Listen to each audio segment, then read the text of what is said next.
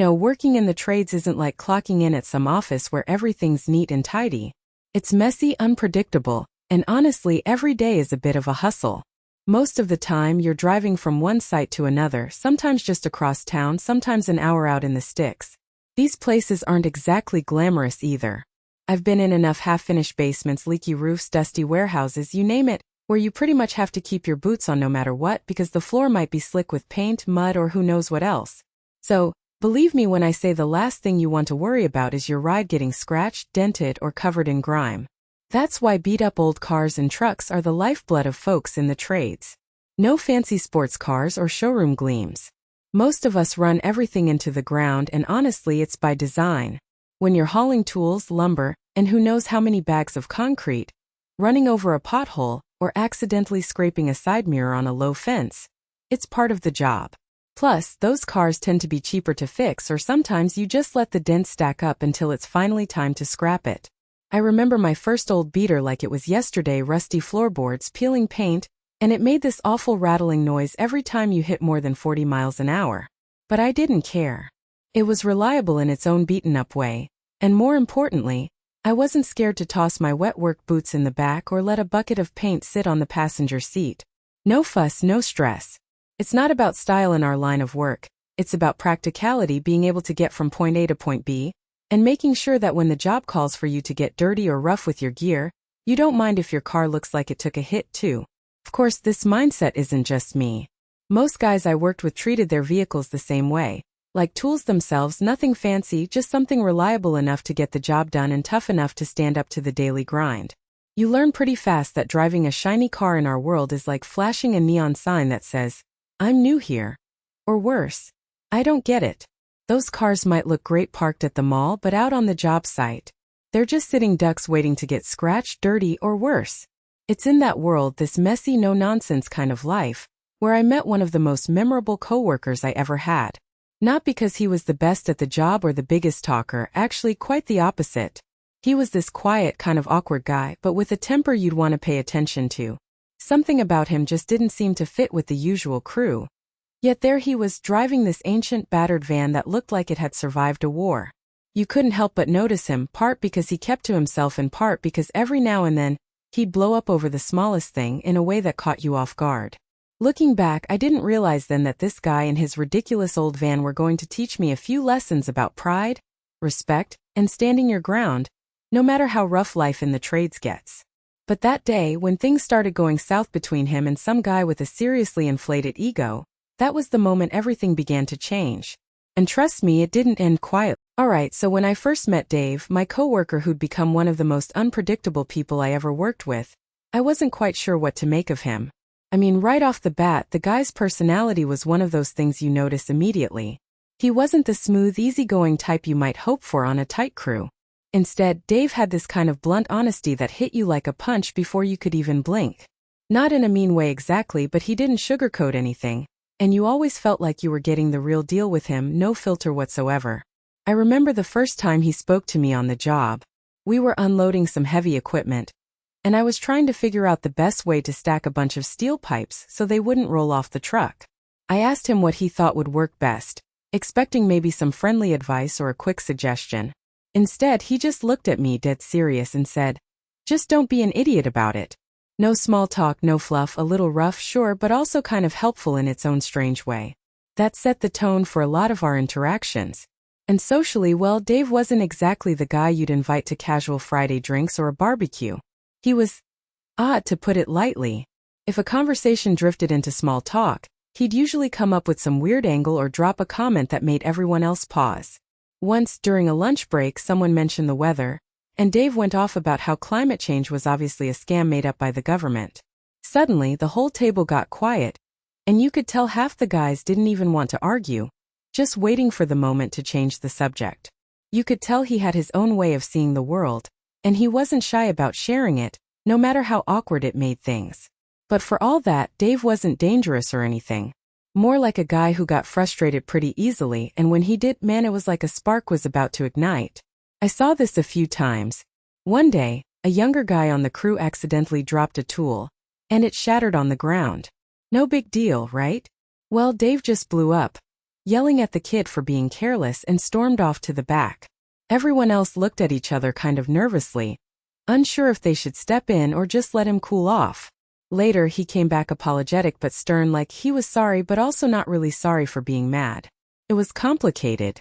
His quick temper definitely kept things interesting, but honestly, you learned to just roll with it. People around him wouldn't mess around much because if you ticked him off, he wouldn't hesitate to call you out. Still though, there wasn't any real malice under that rough exterior. Just a guy who was protective of his own space and opinions. You quickly got the sense that Dave wasn't someone who'd start trouble, but if trouble came knocking, he'd plant his feet and stand his ground. One of the more telling bits about him happened during a long project when the crew was working overtime in the heat. Everyone was grumbling and wiped out by the end of the day, but Dave just powered through, like he had some endless reserve of stubborn energy. When someone offered to grab him a cold drink, he waved it off and muttered something about not being soft. It was the kind of weird pride you didn't totally get at first, but as time went by, you realized it was part of who he was. He wasn't trying to impress anyone. He just had this hard edge that was unapologetically his. Despite all that roughness, I could tell Dave wasn't someone you'd want to count out. He had this honesty that, while awkward and sometimes abrasive, made him dependable in his own way. When he said he was going to do something, you knew it would get done, even if the path there was a little chaotic. It wasn't the easiest to work alongside him for sure, but after a while we found a rhythm. At least that was the plan. Then that morning, out of nowhere, Dave started sharing a story that completely caught my attention. He was talking about some run-in he'd had that very day, something involving his battered old car, and from the sound of it, a confrontation that went way beyond a simple parking dispute. I could see the frustration in his eyes as he was getting into it, and I got the feeling this was one of those moments where Dave's temper wasn't just a quirk anymore. It was something that might blow up bigger than before. That's when he started telling me exactly what happened. I'll never forget that morning at the coffee lot, that moment where everything seemed to boil over, and the quiet little world we'd been working in suddenly cracked wide open. So we pull in for a break, right? Just a regular old stop to grab some caffeine and maybe catch a breath before the next job. My coworker, let's call him Joe, parks his ancient, beat-up truck in the far corner like usual, the thing barely holding together with rust and some questionable duct tape. I mean, that truck's seen more miles and bad days than most of us have had hot dinners. Anyway, as we're waiting in line for our coffee, this sharp-dressed woman rolls in next to Joe's truck.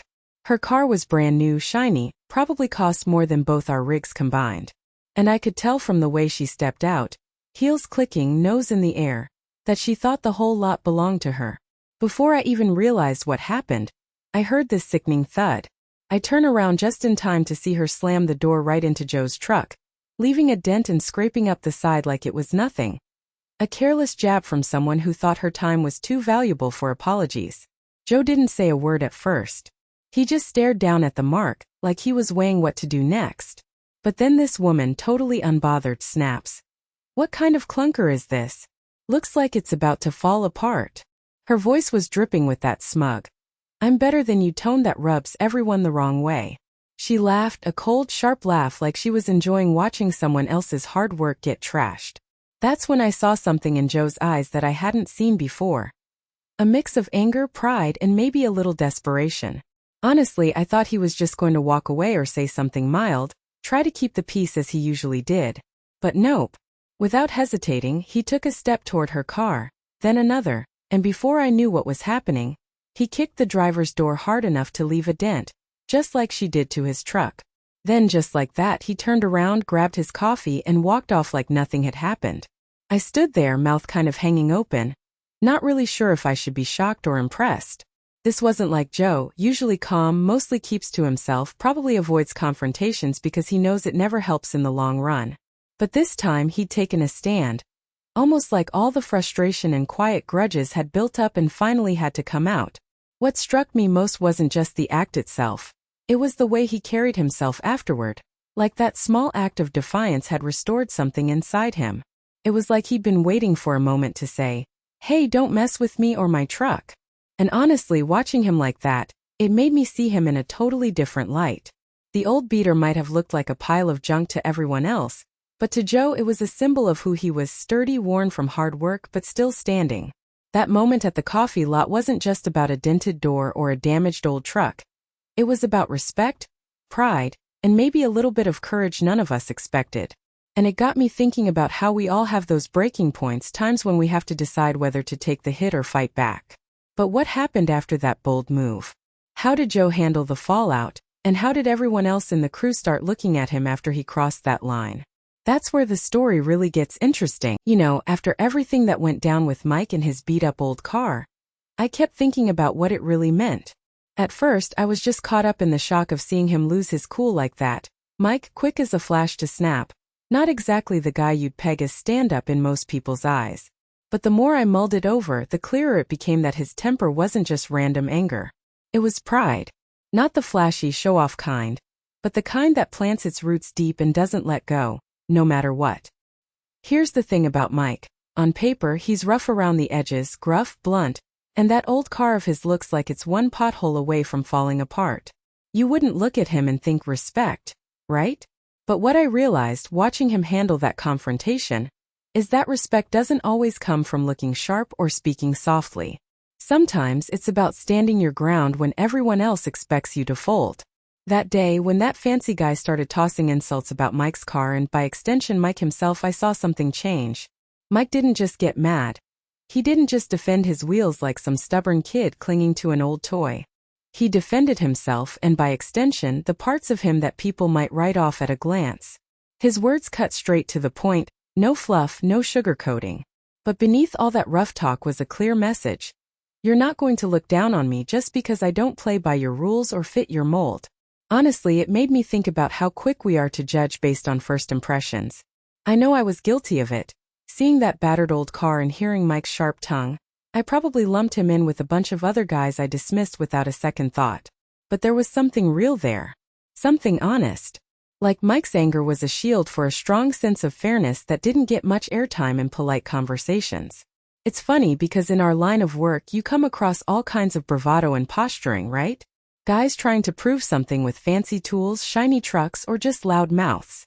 But Mike? He showed me a different kind of strength that day.